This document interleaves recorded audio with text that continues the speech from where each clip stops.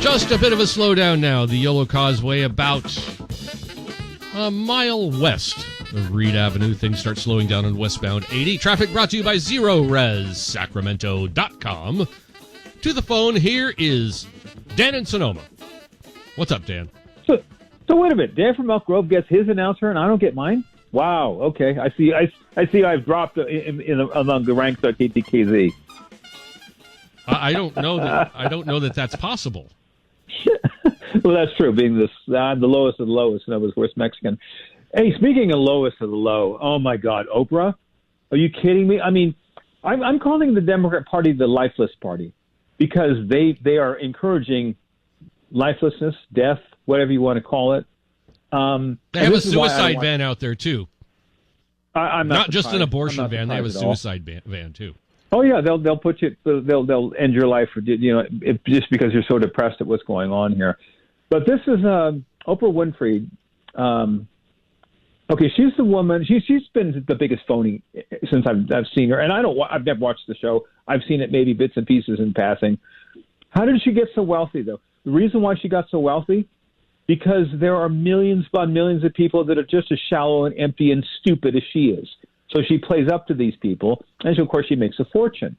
And this is, by the way, this is also the woman that bought over 800 acres in Maui. Oh, yeah. To tell me what a humanitarian she is. No, she's the biggest piece of crap and liar that they have. And I'm really surprised they bring her out. If they're banking on this abortion thing to get them over the top, that's not going to happen. That's not going to happen at all because that won't win over. But look, a couple things about that. We have suffered with Roe versus Wade for 50 years. Now it's gone. Again, I've said this before. Gallagher, get a spine, stand up, damn it. Let's keep this off the law. It's in the states where it should be, but you got to make a stand and make a better presentation regarding why abortion is wrong. But that the other thing is that the things are so bad in the country. People are going to look at that first. They're going to look at every time they go to the grocery store or the gas station or whatever. Again, that is going to win out. And it's far different. And again, I'm not guaranteeing it, but it's far different than when Obama came into power in 2008. People couldn't stand John McCain. I mean, one of the worst people we've ever had in the Republican Party. And then Romney after that. So, again, timing is everything. Who you're running against means an awful lot here. So Kamala she simply doesn't have it. And what's with this old guard here? All they're showing all the old people, and even Walz is that he looks like, what is it, Ed Asner. The old jackass from back in the day. Maybe that's who he looks. He looks like someone. I was trying to figure out who it was. Maybe it is. I think you're onto something. That could be that. Again, that's not going to win. Where's the youth? Where's the? Bill Clinton was on last night. Where's the real youth of the Democrat Party? They don't have any. They're bringing out all the old guards. That's not going to win anyone who's an independent. Again, it'll simply remind them why they left the Democrat Party in the first place. And speaking of Bill Clinton, by the way, why in God's name would you have Jeffrey Epstein's best customer up on stage last night? I mean, that you talk about creep show. We know Joe Biden's a creep. So is it Bill Clinton. And it's a well-deserved reputation that he has being a creep. So, and by the way, it's also interesting. I'm looking through, getting my call prep board this morning. Bill Clinton is barely mentioned in the media. It's like Oprah overshadowed him, but Bill Clinton was supposed to be the keynote speaker last night. You can barely see an article about what he said. I saw nothing. I'd heard that he was going to be there, but I've heard no sound from Bill Clinton at all, just Oprah. Well, again, this is why I'm not wasting my time watching this freak show. I'm not interested. It's a complete waste of time. Let the media, go gaga over the whole thing, because they are. This is all a celebration of the media, celebration of the Democrat Party.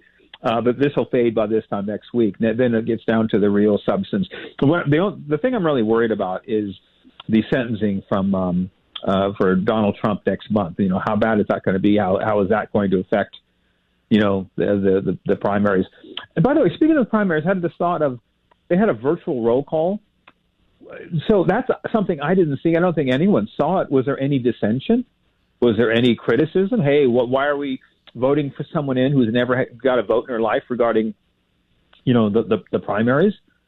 So there's all these things that they're keeping under wraps, and of course the media is doing the damnedest to keep it a tight lid on it, so nobody sees or questions anything that's unfolding. I'm glad it's going to be over tonight, Dan. I can't take any more of it. I mean, I've been trying to avoid it on purpose, and you just can't get away from it. Well, again, Republicans need to absolutely pound it. This is a coup. This is an absolute coup. And this is a takeover. And again, where's Joe Biden? You know, what's going on with him? And where's the Republicans making all these questions and accusations? They're nowhere to be found. Nope. You know, if it wasn't for you, Dan, all might be lost. Well, I say Dan from Elk Grove because he got his intro and I didn't. I'm sorry, Dan. My intro wasn't good enough for you? No, I didn't get it. Nobody showed up. I can almost see Dan from Elk Grove gleaming right now. It's foggy here, but the fog is breaking because of the light he's projecting over here. He's probably not even listening. Probably not. All right, hey, Dan. Bud, talk to you tomorrow. You take Thanks. care. 7:23.